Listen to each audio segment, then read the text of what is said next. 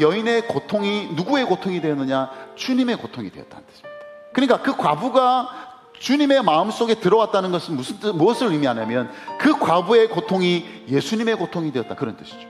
그런데 늘 우리가 생각하듯이 예수님께서는 우리 인생사 속에 일어나는 그냥 겉으로 드러난 어떤 것만 보시는 것이 아니라 그 속에 담겨져 있는 진정한 고통을 보셔요. 인생을 죽음에 이르도록 했던 그 죄의 고통, 그 죄로 인하여서, 그 죽음으로 인하여서 파생되는 그 수많은 고통들, 주님께서는 이 한 과부의 모습을 통해서 인생의 그 고통을 바라보시면서, 그래서 그분이 느끼셨던 그 고통, 결국 주님께서도 그렇게 십자가에 달려 죽으실 것이기 때문에 그 여인의 고통이 자신의 고통이 되고, 우리 인생의 고통이 주님의 고통이 되고, 그래서 주님은 우리를 불쌍히 여기셔서 그 불쌍히 여기신 결과로 저와 여러분 이 자리에 있는 것입니다.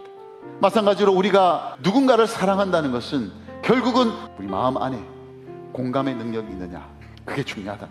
여러분, 우리가 누군가를 사랑한다면 제일 중요한 것은 그 사람이 내 마음 안으로 들어가요. 공감이 되어져야 돼요. 그 사람이 느끼는 고통, 그 사람이 느끼는 슬픔, 그 사람이 경험하고 있는 그 경험을 내가 공감하게 될 때 비로소 우리는 사랑할 수 있게 돼요. 그래서 여러분, 우리가 바라보게 된 그 한 사람이 우리의 마음까지 들어오게 될 수 있기를 주님의 이름으로 축복합니다. 이 과부가 자신의 사랑하는 독자를 장례 치르면서 이 과부가 할 수밖에 없었던 행동은 뭐냐? 그것은 바로 우는 것이죠, 우는 것. 그런데 예수님께서 그렇게 울면서 장례 행렬 가운데 있던 이 과부에게 이렇게 말씀을 하십니다. 울지 마라. 여러분, 지금 예수님께서는 단순한 위로의 말을 전하는 것이 아닙니다.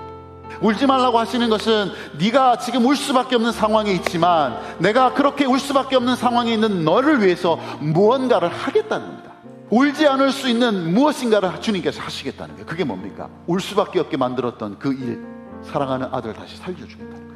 예수님께서 그 과부를 마음에 담으시고 그 마음에 두시고 불쌍히 여기셔서, 그래서 그에게 다가가셔서 울지 마라, 내가 울지 않게 해주겠다고 그분의 은혜의 능력을, 생명의 능력을 보여주신 것처럼, 오늘 우리가 누군가가 우리 마음 가운데 들어왔다면, 그를 정말 불쌍히 여기고 긍휼히 여기고 있다면 세상을 향해서, 누군가를 향해서 울지 말라고 이야기해 줄 수 있어야 된다는 것입니다. 그게 바로 뭐냐? 복음을 전하는 것입니다. 복음을 전한다는 것은 그런 것입니다. 복음을 전한다는 것은 이 세상을 향해서 울지 말라고 이야기하는 것입니다.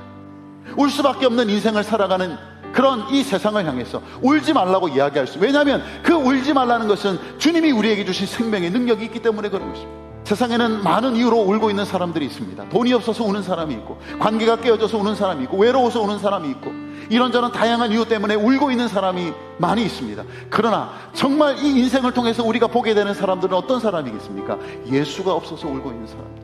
이제 그 누군가가 우리의 마음에 들어오게 되고, 그래서 예수가 없는 사람들이 내 마음에 들어오게 될 때 우리가 그에게 해줄 수 있는 것은 무엇이겠습니까? 우리가 들었던 그 음성을, 그 과부가 들었던 그 음성을 그에게 들려주는 것입니다. 울지 마십시오.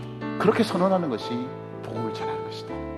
이번 전도 축제를 통해서 그런 복음의 은혜와 역사를 함께 경험하게 되는 귀한 은혜가 있기를 주님의 이름으로 축복합니다.